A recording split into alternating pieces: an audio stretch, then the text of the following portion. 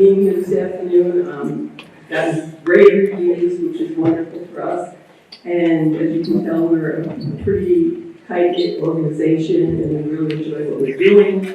And we want you to enjoy what we enjoy. So thank you for being here. And there are membership forms on the way out. Okay, so my name is Diane Roney. I have been a full-time member, a full-time resident of Dataw for a little over 15 years, 10 years on the EHF board, and I'm here tonight for a couple of reasons. The main reason is to make sure the guy at the end of the aisle there, Joe, I keep a lid on him. That was my instruction. Anyway, so we're going to really kind of follow the same format that the group before us followed, which is a very hard act to follow. I wish we could have gotten Barbara back up here. Okay, so type them at any time. Anyway, so follow the same format. Then we have each of the panelists introduce themselves and their little bit about their background and how they got here. Okay, hello everybody. I recognize a couple of faces in the audience, and it's been a while. I came on board in October of '97. It was during the transition from Alcoa, and they left in late '04. So it's been a long time, but and then I returned back to this area in '06. I've been out of Cherokee for the last 17 years and just retired at the end of December. So I'm now a man of leisure, and my wife hadn't kicked me out of the house yet, so it's going good.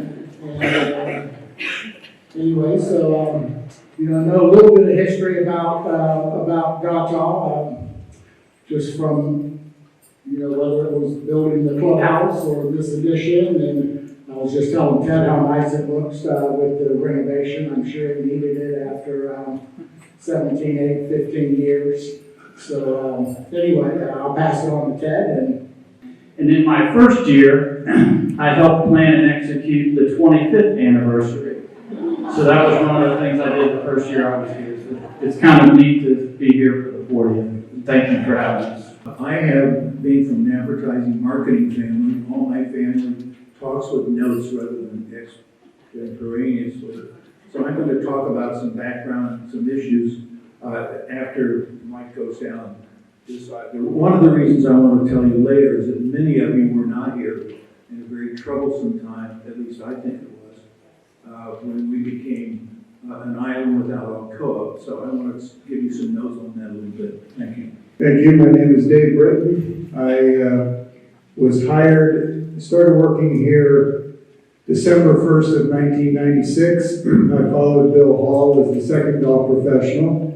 At some point during my tenure, I became director of golf. I retired February 16th of 2021. So I was the director of golf for 24 years. I now work on the golf maintenance crew. I'm on the Cotton Dyke staff. And I think there are probably some members out there that who think that I stay up late at nights looking for devious hole locations that they can't make a putt. Barbara Anderson was mentioning the tabby room in the old bar and the tabby room. My interview, I was only interviewed on Halloween of 1996. I'm not really sure. It turned out pretty good, actually, so I guess it's okay. My children at that point were 7, 4, and 2. They are now 35, 32, and 29. So my wife and I have not aged at all. They're just getting older. But actually, when I was interviewed for the position, the bar was still in the tabby room. And where the current bar is, in that little alcove, they set up a table and a slide projector. That's how I did my presentation, with slides. So you can tell how long ago that was.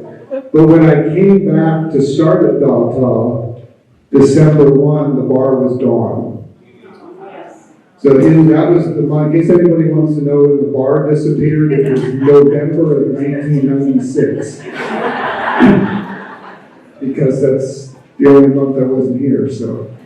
But I have, I love being here, and like I said, Ted offered me the opportunity to stay on. I worked as a golf professional for 43 years.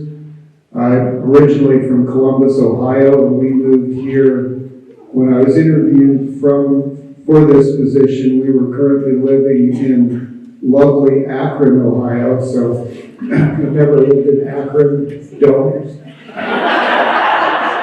I was at Portage Country Club. I was at a club that was founded in 1894 with a big old English Tudor clubhouse, and did all the adult teaching and lots of other stuff. But yeah, this is a great place. Ted offered me an opportunity to stay on and do something, and I said, yeah, I'd like to work on the maintenance crew. And he looked at me and go, what? And so I said, yeah, I'd like to learn how to do something different. I was 65, and let's learn how to do something different. So I'm up here this afternoon doing this, and I mowed cotton dyke greens this morning. So.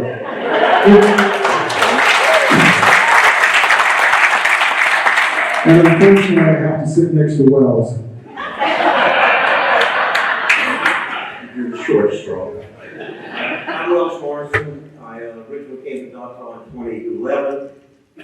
Oh, I don't know where to use this. Originally came here in 2011. I worked here for 6 years. I retired in 2017. I moved to my little hometown of McClellanville near Charleston, which is where I grew up 100 years ago. But I flunked retirement. I came back to Beaufort. Arthur Aldrich called me and said, hey, I'm retiring. I said, okay, good luck. And then I texted Ed and asked him if I was eligible for rehire. And I wouldn't have had to come back here if it wasn't a great place to be and to work and just to be around all of you folks. And Ed's a great boss, a brave man. He hired me twice. But I'm glad to be here today. I have no plans for retirement as long as I have my health. So I'm looking forward to knowing you guys for a long time. I just wanted to let you know kind of our relationship when I was still working. We would eat lunch together in the pub. And if you would look at our texts, Wells would text me and go, meatloaf, pork chops. So if you look down our text for like 3 or 4 months, it was either meatloaf, pork chops, or what was the other one? Fried chicken, yeah. So real serious club business. We discovered Dataw in Southern Living magazine in the mid-1900s. So myself, back to the 90s.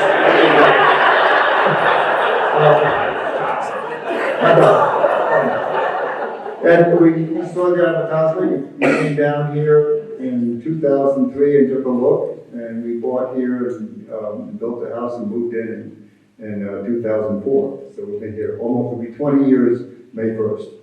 My primary interest here have been, I plan to talk about a little bit about the tennis program here, particularly back when we had the Dataw Dogs, and then also the sailing program that we've had here for 15, 16 years now. Hi, my name is Joe. Actually, I started out as a child. You don't want to hear that.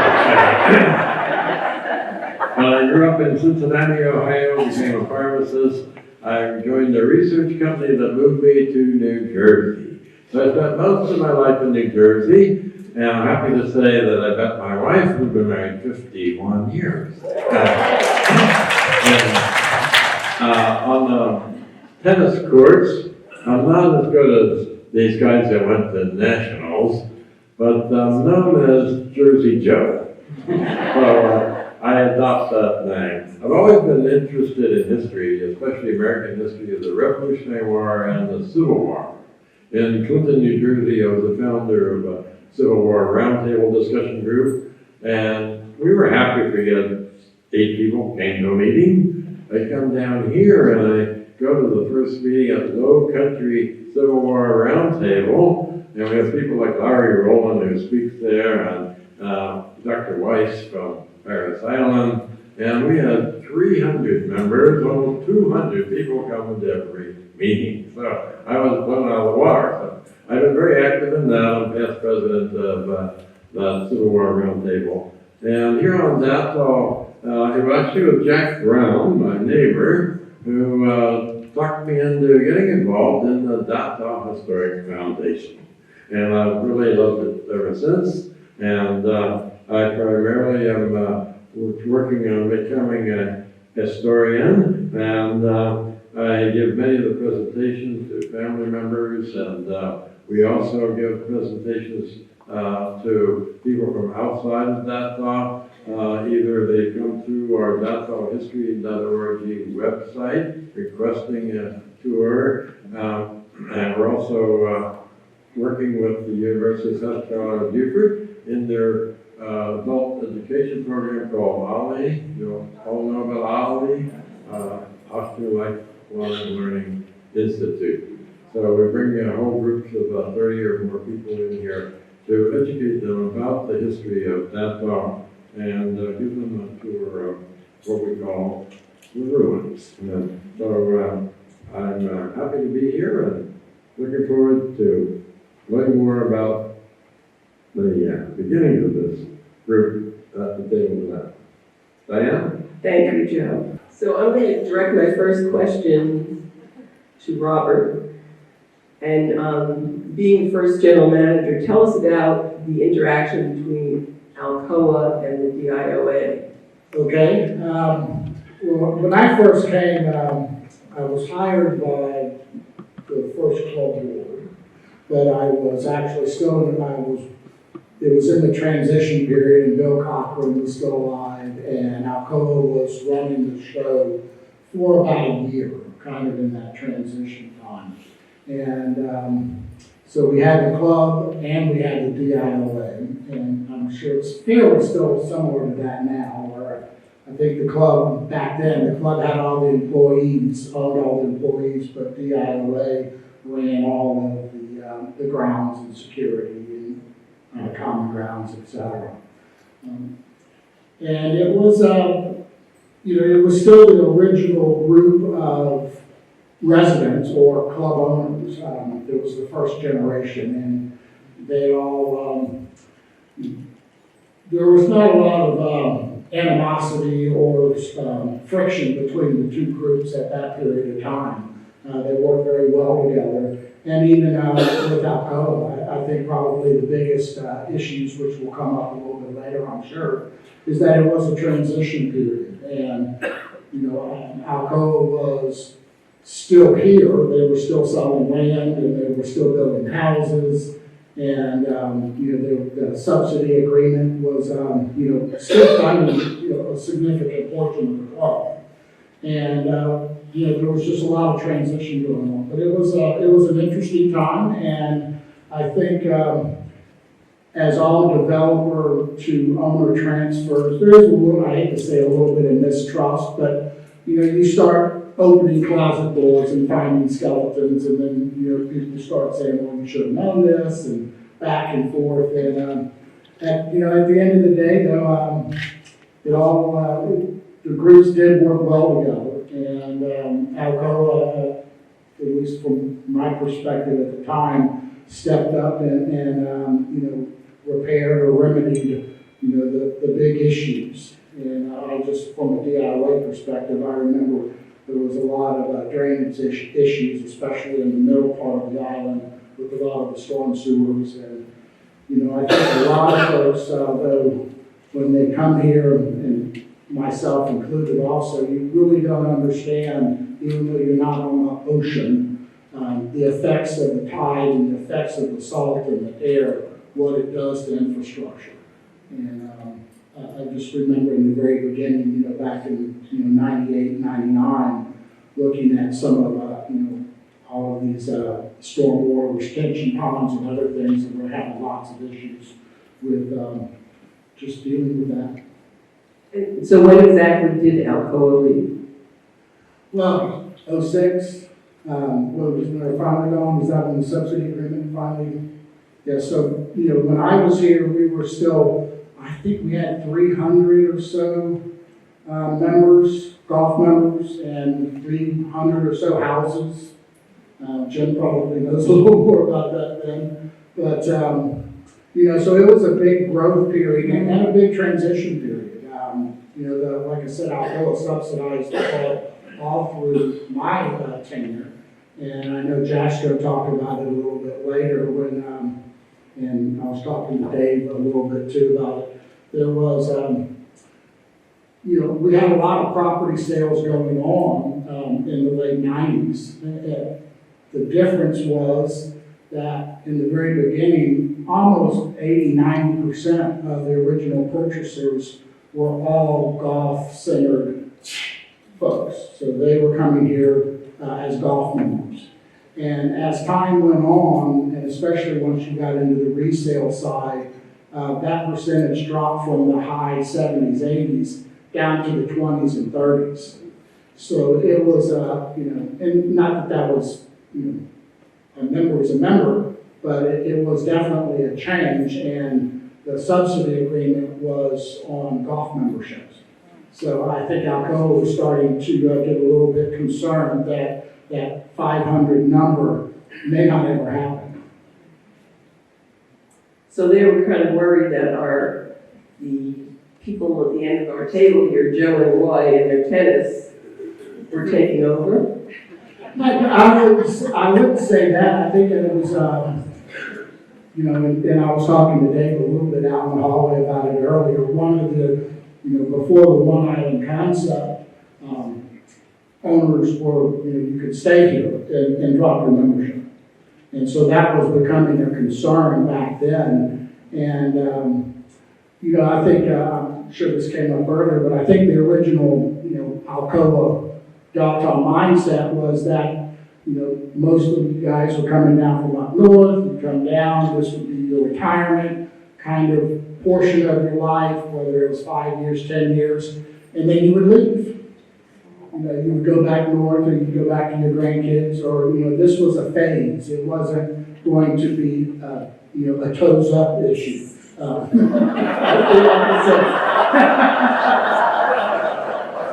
that, that started changing, and more folks, this is a great place to be. I mean, when I left, I kept my home here because I knew I was coming back to live in the Beaufort area. So, that kind of, as they say, that was the flying ornament. And that kind of led to a lot of other decisions being made in the late 90s. Definitely what started the whole One Island concept. And membership if you stayed. Because the island, I'm not sure what the final number is, but roughly 1,000 lots and a whole lot of amenities. And, it just requires everybody to participate. Another question I had, I'm sorry for picking on. Was there anything that Alcoa was planning to do but never did or finished? There were some initial plans for Alcoa with Oak Island. But as far as, their infrastructure was concerned now, I think they built all of the various club amenities that they were planning on. And they had already built the marina and everything here was done. And I think, I don't know that they necessarily were ever planning on expanding the clubhouse. I think that was just part of what ended up having to happen with the transition. And I will say, as Dave said, I think my first year here, I think that's all I heard was, I don't know why they took the bar out of the cabin. It's the best view. Yeah, it was like, I never saw it. It was, I saw pictures of it. There was never a bar out there when I started. And I think the conversation changed at that time that the noise level in Tappy Room's too high. You can't hear anybody talk. So I'm sure that's still, with all the glass, I'm sure that's probably still the same issue. About 10 years ago, we talked about doing a learning center out here on the driving range, and that turned into a good old classic Dataw food fight. So we never did that. Another classic Dataw food fight was when a portion of the membership suggested that we look into a cell tower. And some of you in the room are nodding because you remember going through that period. That was a whole lot of fun. I was drafted by the Crown Castle, I think their name was, the cell phone company, to help give the presentation, so I was ostracized quite a bit during that period. Another thing that never came to pass, fortunately for you, is 42 duplexes on Oak Island that were planned at one point in time. So I just thought I would mention that to you. The developer finally gave up the ghost, turned over the island to the the Nature Conservancy. It's a worldwide organization, thank you. And then it eventually ended up being purchased by Alan and Joanne Moses and donated back to Dataw. So those are a few things that didn't happen. My first year was interesting, 1990, first full year, 1997. Cotton Dyke was closed for several months and the greens were regrassed. Not just regrassed. We had Tifton dwarf, I think, and Tifton. Never heard of that before, but I learned a lot of things about grass when I moved south. And we went to Tift dwarf, and then they stayed that way until we renovated Cotton Dyke in 2011. The other thing is the golf shop was completely changed and expanded. The golf shop you see now, when I came, used to be about half the size.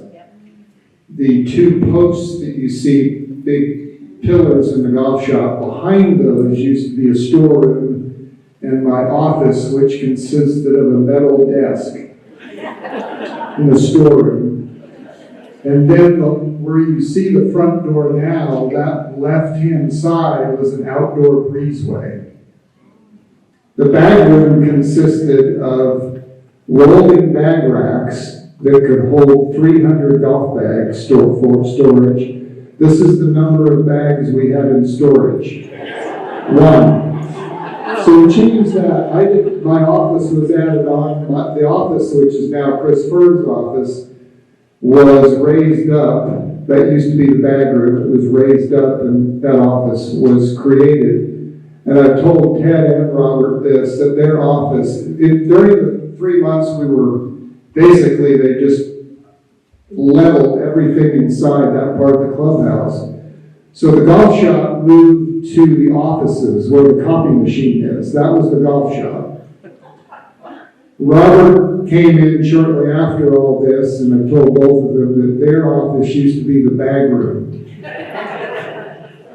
So we needed club repair, we did all kinds of stuff in there, and it turned back into an office, because it was originally an office, and then it went to the bag room, and then they put a door, kind of where you go into Ted's office now, just outside his door, they actually put in a door, so we could get in and out of there, and then there was another door in the hallway where Holly's office is. So it was really, those two things were both paid for by Alcoa and part of the transition agreement, so just a little bit of information. One piece of information from you, how many miles of golf cart paths do we have on Dataw?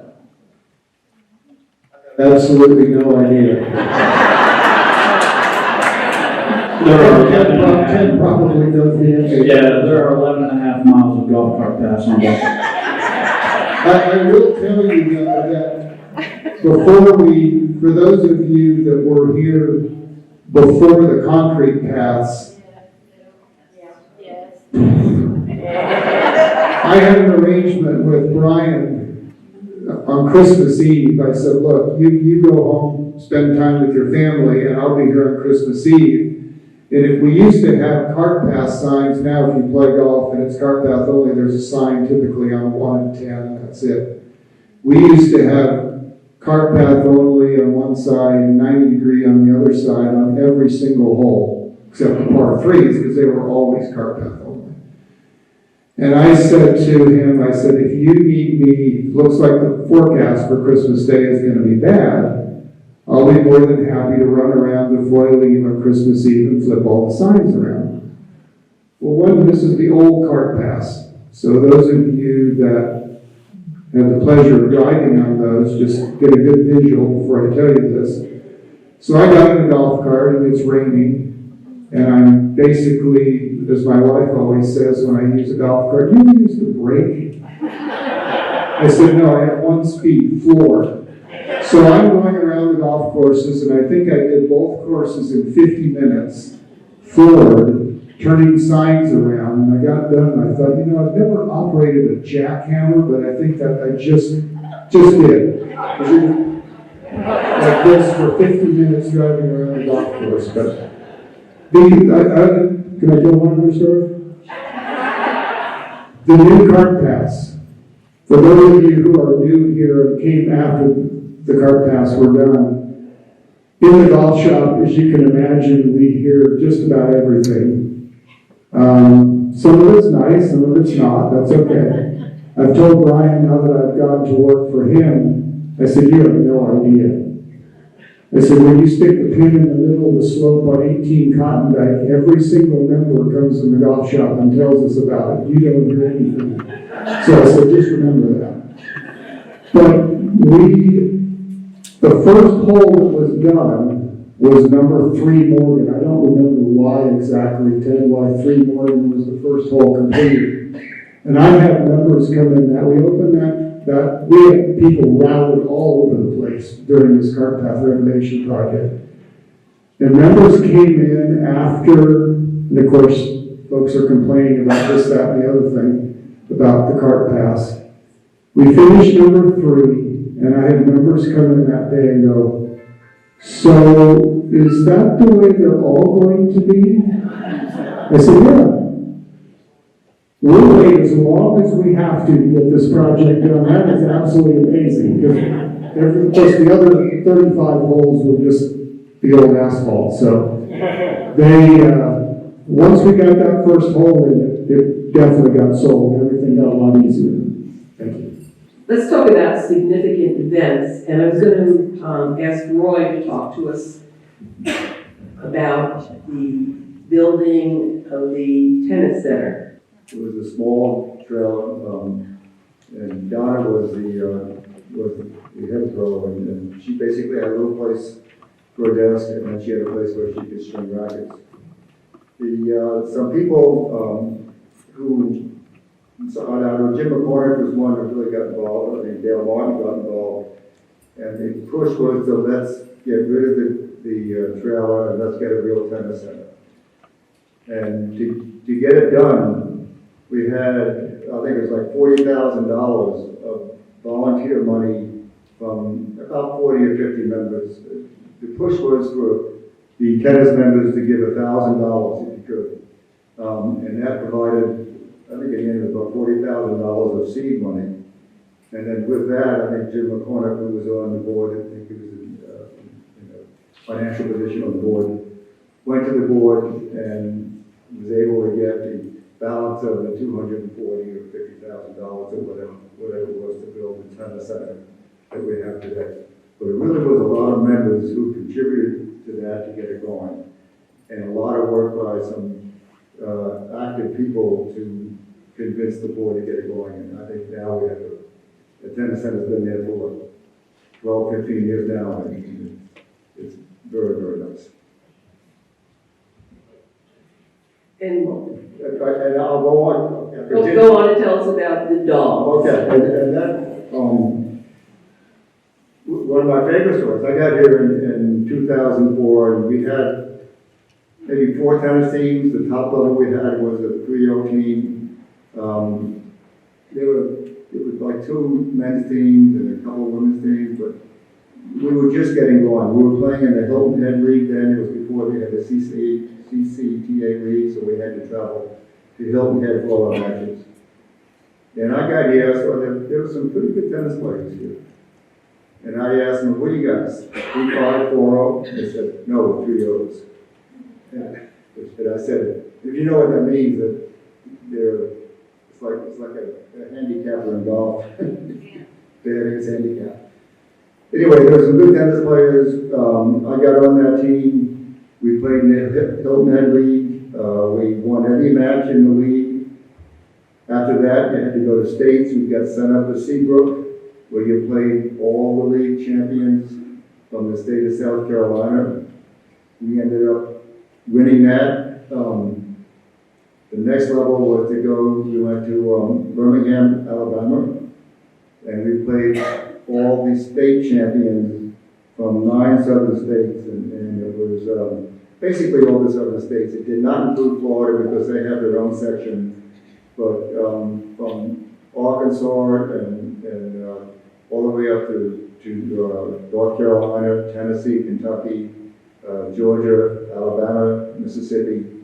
Anyway, those states, we played in that. We did not win that, but we ended up qualifying, or got invited to go to nationals. And about a month or so later, we went to Kansas City, and where we played all the champions of all the sectional teams.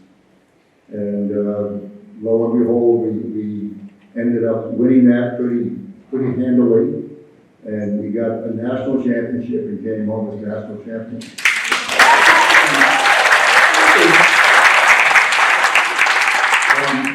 We figured out there's probably about 2,000 teams that started off across the country, so it's pretty slim odds to get all the way up. And some of the players on the team, Bob Richard was our captain, and Bob was really cool because before matches, those who play sports know the captain is the captain, and Bob would sit down with the group and say, well, how are we going to do this today?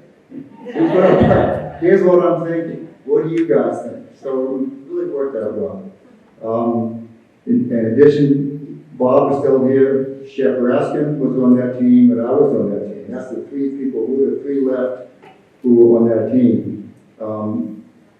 In addition, we had Norm George, Lou Lakin, Jim Marks, and Jim McCormick were on the team.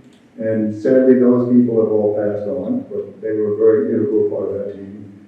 And then, in addition to that, we had Terry Lutz and Gabe Nagy, who have moved away, and there was a fellow named Jim Putz who played. He was here for a bit of the time, and then he left, and he came back to play in some of the tournaments. But it was really quite an experience, something that I mean, to sit there and say, we're national champions was something that we, really needed. Yes, on the side of the room there, it's a very nice There's a poster. plaque over the side of the room that shows a picture of our national championship, and it was cool. Speaking of building things, we had a dream that, Dataw Historic Foundation had a dream that became a reality thanks to people like Mr. Jack Brown. Jack? I think I can talk now. Let me cover that one first because it's probably the most important thing Diane and I and Joe and anybody working on the foundation ever did, which is we've been looking for a place to store our artifacts and our history. And believe me, there's a lot of them on this island, from Indian villages to the north to all kinds of history to the south. Tabby is a very important thing to us, and it means a lot to people outside of this market, as we found out. But we had no place to store it. And there didn't seem to be much interest on the part of the management of the island to do much other than let us move it around upstairs and downstairs with the clubhouse. We had no permanent home. So we decided that we were going to, this won't take long, but it's about a year-long story. We thought, and maybe a minute I'll tell it. We decided we were going to pay for it ourselves. And we decided we at least talked the island into a plot of land that was across from it's in the circle with Across from the cannery. Things all around. The cannery is across from it. They being the board of the island, gave us a plot of land that we could build the building on, but at our expense. So we made a decision that we were going to form a building campaign, and we were going to finish it in less than a year. In no amazement to us at all, we raised the money in less than 60 days.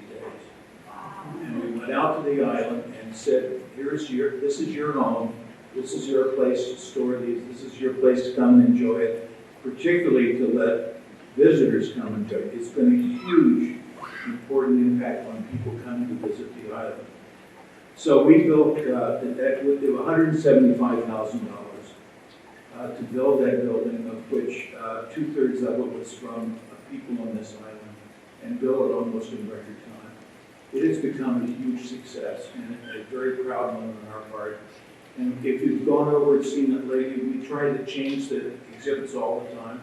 Things are fairly new, ancient but new, and we're very proud of it. And Diane ran that campaign almost, certainly kept the books for it, did most of the promotion, that one down there, and others on the island. So we appreciate it very much. It is my passion. If I go back to what I was going to say about coming here, the thing that convinced me and my wife Mel to build here, and it happened the first day we came down. Those of you, some of you may have remembered, fondly remember Sally and Jim Marks. We were in Chicago. Jim had just finished up being the headmaster at the Lake Forest Country Day School, and the Marks were coming down to Dataw Island because they had purchased a lot, and this was back in the 1993. And in 1993, the four of us jumped on a plane, and I paid for it with some miles, and we came down to Dataw, and it was magic at first sight. If you can imagine going onto an island with no roads, it was half built at the time. They had put several tennis courts, one golf course, not much of the main building, and there wasn't a lot going on that you could tell it was going to happen. You remember Concept Homes, anyone? They had erected on the island 6 finished homes for you to pick your lot and to build a house based on that design. And so it was like picking, I'll take that window and that side door and we'll make a house out of it. And so the Marks bought a lot on Dataw Drive off one of the golf courses. And I wish Woody Oakley was here because he said in his southern draws, only he could, I've got a real deal for you here. And they had 4 lots going up for sale, Friday, 50% more than the asking price. I had no checkbook, and I was determined I'm leaving this island without paying for it, and then I sold the ruins, and that did it. And we fell in love with it. He happened to have a cashier's check in his bag. I'll never forget this day as long as I live. Every single thing was magic. We walked over to a pond, and there was somebody fishing, and he caught a fish. A shrimp net was thrown out, and up came a whole net full of fish. Everything was done as if he planned the whole thing, and he had a smile on his face the whole time as we left. But that seeded it. And and I'm going to jump to the last part of what I was going to say. We decided to build a home that day, but we waited. This was 1993. So every single year, up until the year 2000, we would come down for a week or two each year. We lived in Chicago. And we would stay and look at the property. And Gleason's Landing is where we ended up with our lot in Vine. And we began to work with Jim May. And Jim built us a house in 2 years, so we moved in the year 2000. So that's a long time, from 93 to the year 2000, for keeping the passion of a wonderful place.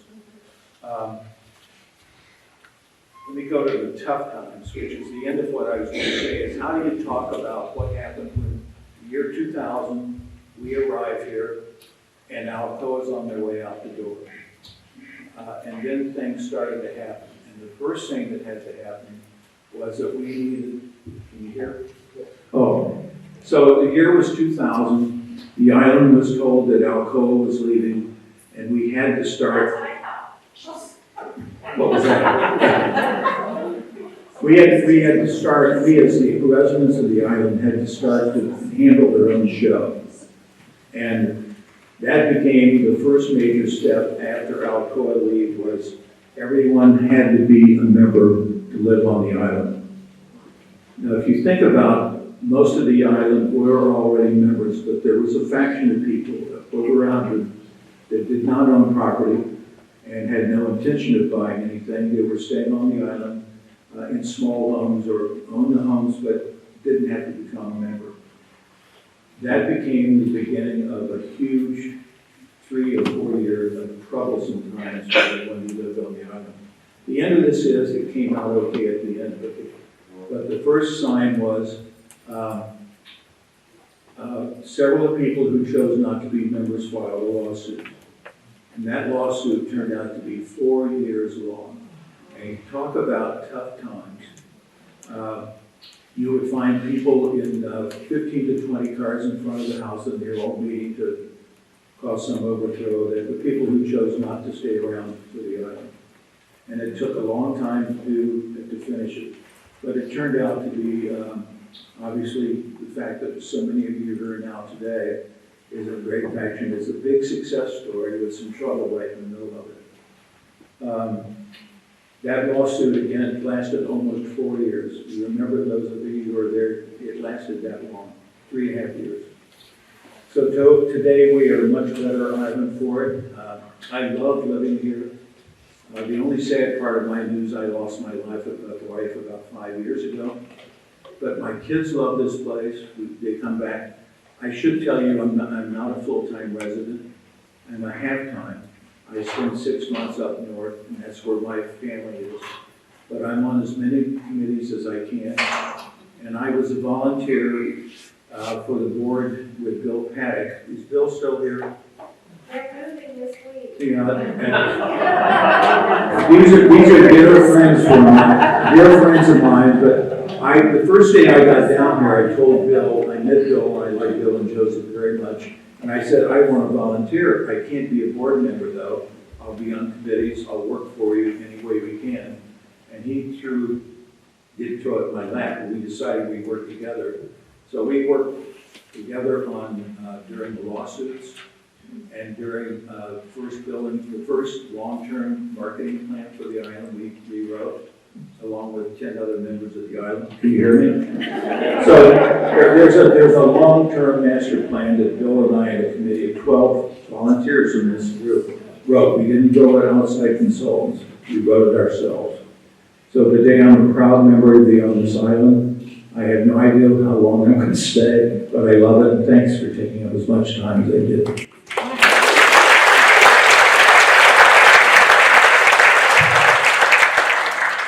So getting back to the History and Learning Center, as you know, we have many lectures by Mr. Bill and Mr. Joe, and I have a question for Joe, and that is, who was the resident that started giving lectures on the history of the island, and about when did that start happening?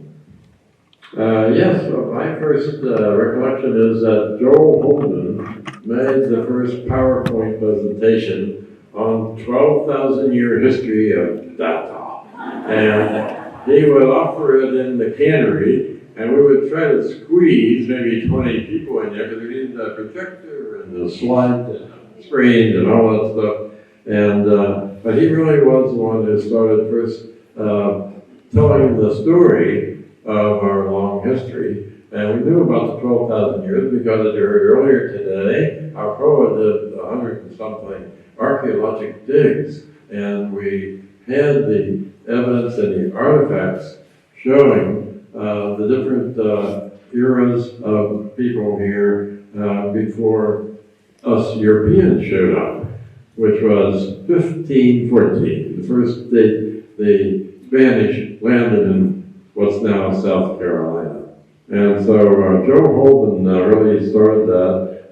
I have to mention also one of our former presidents of the Historic Foundation, John Colgan. They have since moved off of the island, and we're still in touch with them. But when he was president, he started saying, well, maybe we could give them some talks on other topics too, rather than just the history. And so we had a little history committee, and we, all right, what can you talk about? I want the Great Hurricane of 1897, or whatever. So we started developing other topics, and I'm fortunate to have arrived on the island a guy named Bill Risky, because he is fantastic with the youth. And he is the best at creating visuals and much better PowerPoints than I could ever develop. And so we've actually been very successful at having programs, and you may have seen just a month or two ago, his wife and this gentleman right here, Guy Amosella, put together a wonderful program on the music that was played here in the plantation and Civil War era. And that was fantastic. Bill, again, with his expertise, made a video of that, and you can watch it on our website, datawhistory.org. So I encourage people to go on there. We have a lot of individual things about the history. Bill, a few years ago, started something called 52 Weeks of Sam's History. And every week you put out a different blog, if you will, and information about some aspect of the Sams who were predominantly family here during the plantation era. So we've had a lot of success with that. And we're also now, unfortunately, mentioned on TripAdvisors. So now we get calls in the middle of the night here. Can I come tomorrow morning? You might know. Can we just drive in and do a self-guided tour? No, it's a gated community. And wells won't let them in. It's been quite popular for people to request tours. Thank you, Joe.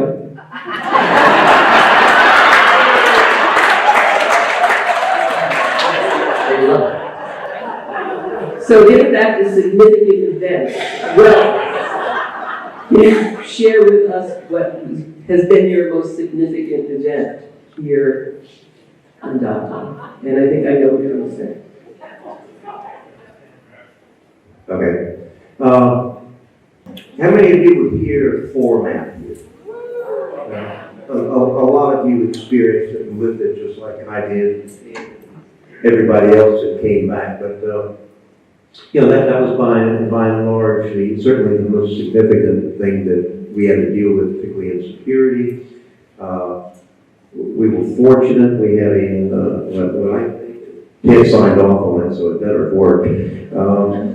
We had our hurricane preparedness plan, so I think we had our ducks in a row, and when we evacuated, we were in touch with the local emergency responders here.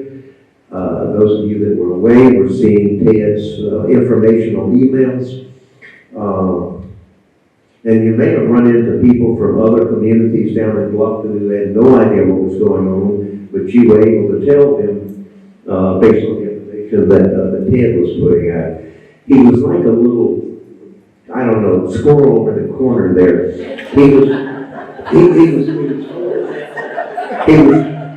was hunkered down. He was getting information from Dataw, and he was on a mission to get that information out to our residents.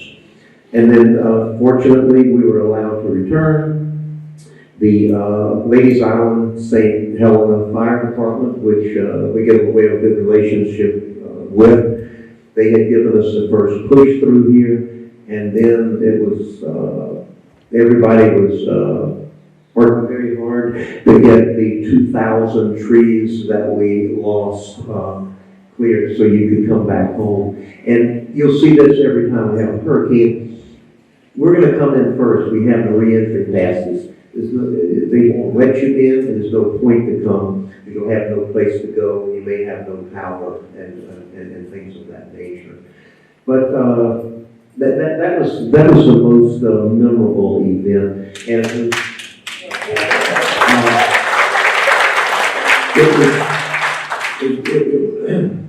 it was so good because everybody just came together. We were all of one mind. I didn't know Ted knew how to operate a chainsaw, but he does. I don't, and I didn't.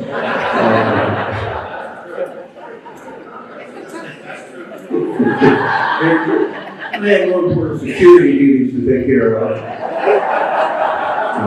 No, I would have been in the way if somebody gave me a chainsaw, I would have gotten in the way and I would have hurt myself. But it was a remarkable coming together of everyone, and I could go on and on, but that's the thrust of it. That impacted Dataw like no one had ever seen before. You drive around today, you'd never know it. And I think we're as prepared as we can be for the next one. God bless. 12 hours later, we were on our way back because somebody had opened the gate and there was a concern that people would come onto Dataw Island and do something nefarious. So I jumped in the car with Wells. He drove us back. We dodged a lot of down trees and stuff. There were people out on the roads between here and Augusta. Ted, was it exciting riding back with you? He's got a heavy foot. So when we get back on the island, it was surreal because you're coming down Palawan Road, you turn left onto Dataw, and you look at the pond, and all of a sudden it's just chaos. Somebody had cut that little section through, so we didn't have to do too much there, but in order to get over to the golf course maintenance area where a lot of our fuel is and our equipment and stuff, we've learned from that experience not to keep the equipment back there because we had to cut our way over there.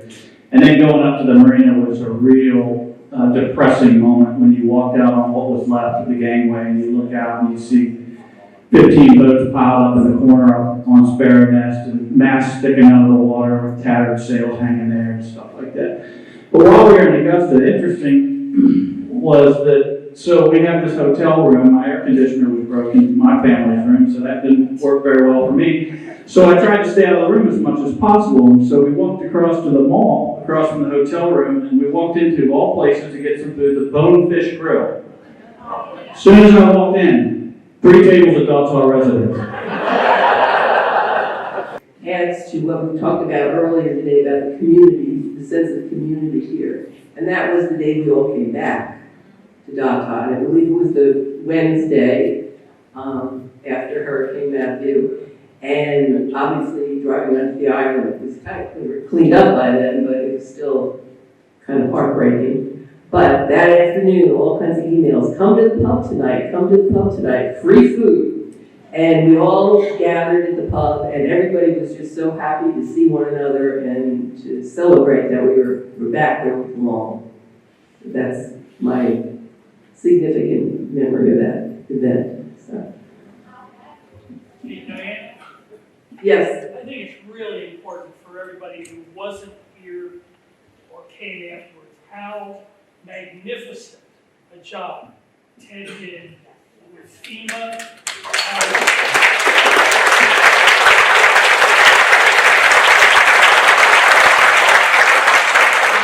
guys remember the ski hill of wood chips and so on, but you just got to know what this man did for us, as opposed to many other of the communities around here that were even devastated like ours was.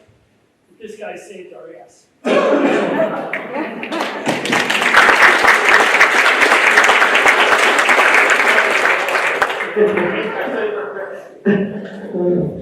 Any more questions from the audience?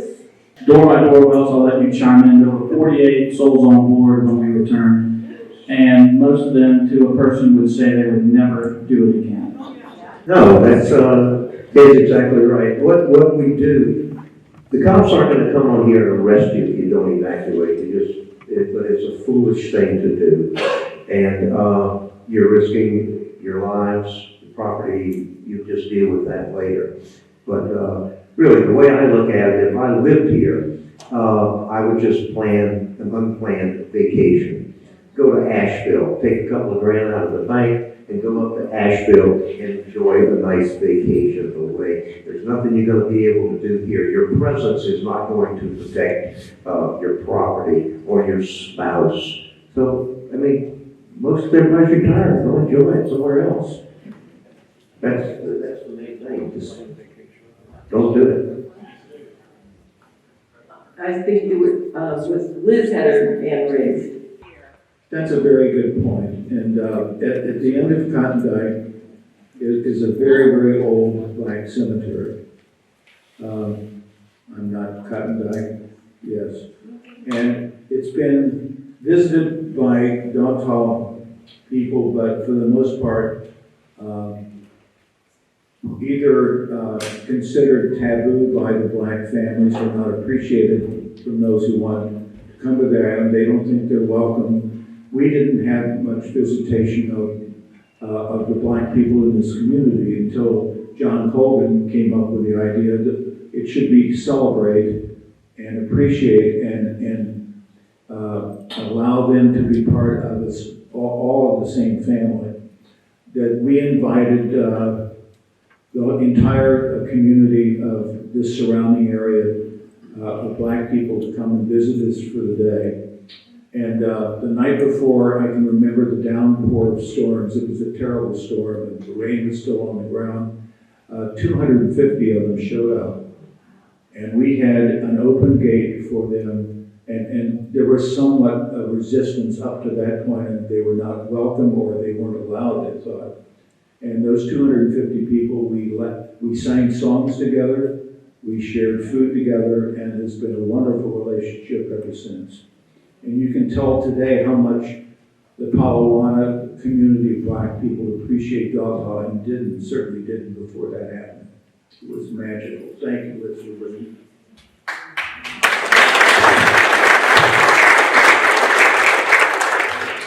The cemetery on Cotton Dyke, we have signage with the names and years of the people that we know from the family Bible of these people. They told us, oh yeah, we buried Aunt Mabel right over there. And so we've had people from Penn Center tell us that that is the most documented slave cemetery in all of Low Country. So we have that many names and dates of people going back to the early 1700s. Mainly the last name Robinson and Foley. John Colgan wrote a dedication. We rededicated that cemetery.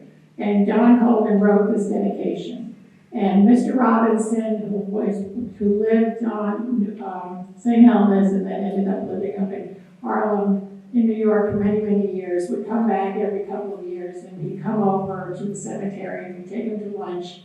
And so he decided, when he died, we got a note from his niece, and she invited us to his interment on a cemetery on, Eddie's Point Road. There's a black cemetery in Eddie's Point Road.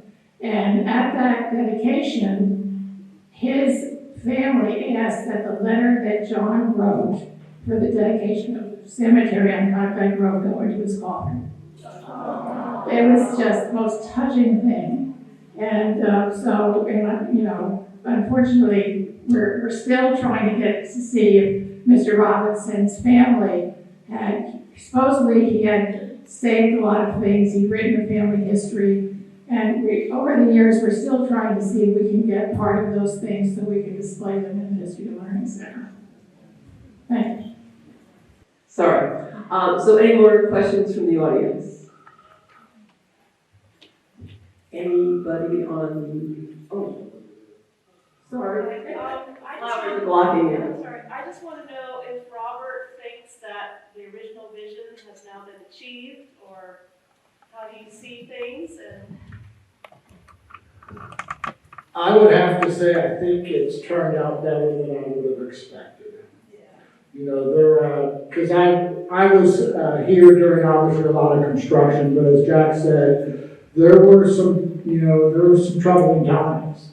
There were some, issues with membership, there were issues with construction. The One Island concept was really an untried type of governance of these HOAs. And, we did back in the day, we went and looked around at Seabrook, and we went to the landings, and, there are a lot of horror stories out there in the late 90s about these homeowner association amenitized communities and their future. So, no, I would have to say that the Dataw looks better than it did back then, and actually I was thinking today coming in, and I'm sure everybody hated the storm, but I remember when if you cut a tree down out here, the county was on your doorstep, and And one of the reasons the cart paths were so bad were because of all the pine trees that were 150 feet tall. And, I just remember Morgan River Golf Course being the worst. And, folks that had these trees, 5 feet from their patio home. And it was just like, I grew up in Houston in the pine forest, and, they break halfway up. But no, I have to say, I think Dataw has turned out, beautiful, and I think the reputation of Dataw in the community has really elevated up. And originally I think it was I mentioned these white people coming from up north, coming down here to the islands, and they're messing up the town. And I think that all of those things are well past. One more story. When this room was constructed, for the first time, it was a ballroom that never used before. I mean, the clubhouse ended there until this was built. And they had finished the construction, and the management of the Dataw management decided it was time for a party. And they decided not only would it be time for a party, it would be time for everything's free. And this started like at 5 o'clock in the afternoon, and people would, and the chef was Japanese, I think, very good chef. People were able to stand in the lobby and talk, and then proceed to go through the kitchen and ended up in this room for a mammoth cocktail party. And it went on until 7 or 8, 9 o'clock at night. Most of us have gone home. The story's not over yet. Most of us have gone home, maybe had been in bed or certainly heard sirens that awakened you. But the story started with, there are a couple of golf carts in the pond on Morgan 13.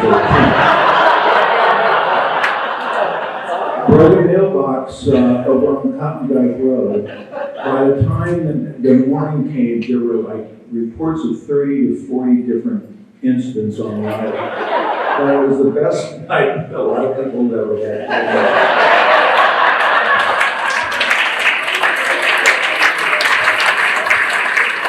And that is significantly bad. So, any more questions from the audience? Anybody on the panel have anything else they want to add? No? Okay, well.